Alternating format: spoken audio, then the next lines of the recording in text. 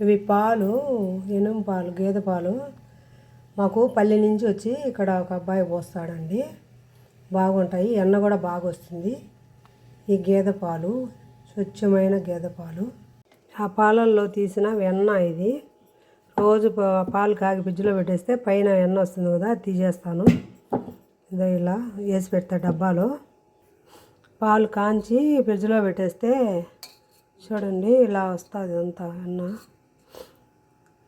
ఇలా వస్తుంది.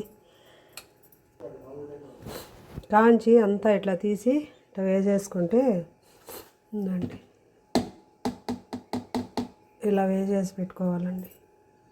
అది మిక్సీలో వేసి బాగా కొడితే ఇట్లా ఇది వెన్న తయారైపోతుంది. ఇది కాంచుకుంటే, అది కాంచి బాగా వెన్న తీస్తే ఇలాగ వస్తుందండి.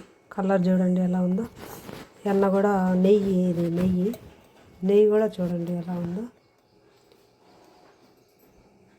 చూడు నుగ్గుగా తెల్లగా ఎలా ఉందో. మంచి స్మెల్ బాగా వస్తుందండి, బాగుంటుంది.